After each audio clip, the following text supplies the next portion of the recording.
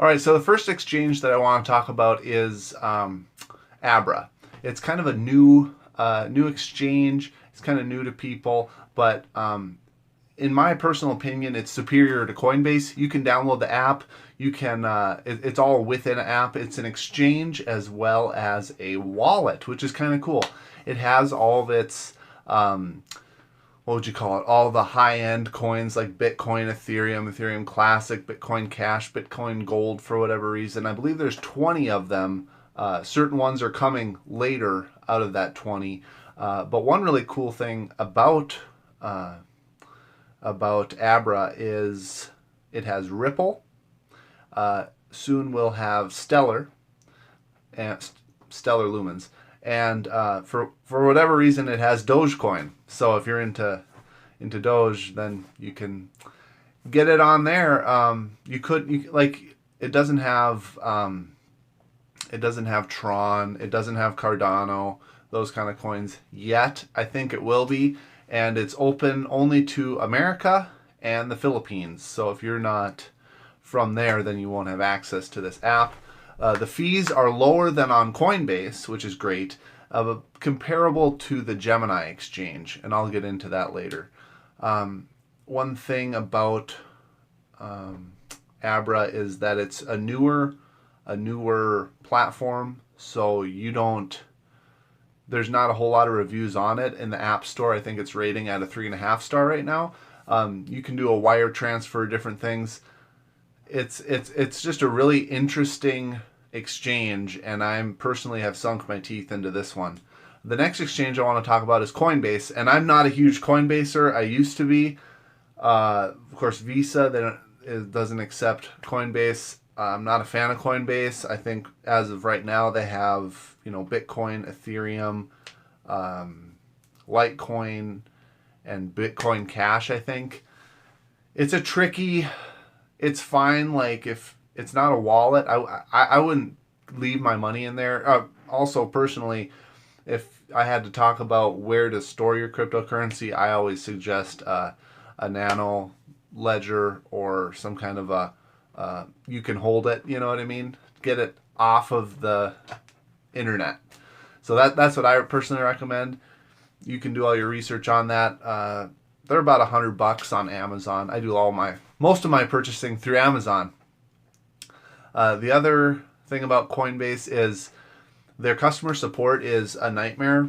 They say they've been flooded with all kinds of people. I believe it. They had a monopoly market for how long, and it's good to have other companies in this space as an exchange. So I'll go right into Binance with that. I think most people have a Binance account. I personally do. I have thousands of coins within Binance. But before, you would have to buy a coin on Coinbase and transfer it to Binance to buy any kind of altcoin. And by the way, the next coin that I can see getting put on Coinbase is Ripple. But that's a whole nother story. So when you transferred your, let's say, Ethereum or Bitcoin, because that's the only kind of coin you can buy most altcoins with anyway, you transfer it over there, you would buy, let's just say, Neo. You'd buy Neo with your Ethereum or your Bitcoin, and then that's how you would have it there, and then you'd have it there, and then you got to transfer it to whatever. And or if, let's say, you bought some Cardano, which I think is in 6th place at market cap value, you would transfer that to the Daedalus wallet, if you've ever heard of that. I think that's the only wallet that I know of as far as the internet goes of where to store Cardano. Anyway, another popular exchange is Bittrex. You've all probably heard of it. They were so backed up and flooded with people that there's a waiting period to get in. It took me about a week to get in, and that was a few months ago. I'm sure they've probably cleared it up a little bit more now. It might only take a few days. That's a great exchange. You can buy Dogecoin on there. You can't buy Dogecoin on Binance if you're into Dogecoin. Currently, Dogecoin is sitting right in not even half a penny yet. So, but that's kind of for exchanges what I use. Another great one that I use ahead of Coinbase is the Gemini exchange. You can only buy Bitcoin and Ethereum on that, but the fees are so low. So it's superior to Coinbase because not only are the fees lower, but to wire money there is nothing. You know what I mean? It's easy. There's no app for the Gemini exchange, but you can go online and get signed up. The security for it is tremendous. I don't know if it's an actual wallet. It might just be an exchange, just like kind of like Coinbase. But you could hold your money in there if you wanted, whatever. Another exchange that's a little bit controversial right now, but I think will grow into it, is the Robinhood, what would you call it? The Robinhood exchange, the Robinhood app. Robinhood, you can buy stock on there, or you can buy, now they introduce cryptocurrency, but you can only buy Ethereum and Bitcoin, and only in 5 states in America.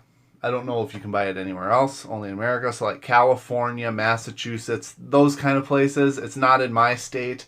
And you can watch like 16 other cryptocurrencies, like Ripple, like Stellar, like Neo, like Monero, those kind of altcoins as well. And so it's great for tracking, I guess, but until it gets more involved, the fees there are none. There's really no fees.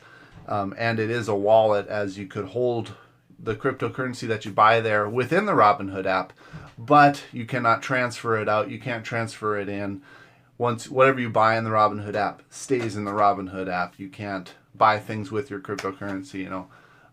You can buy Apple stock and Facebook stock and Disney stock, any kind of stock within the Robinhood app as well. So that's pretty much it for exchanges.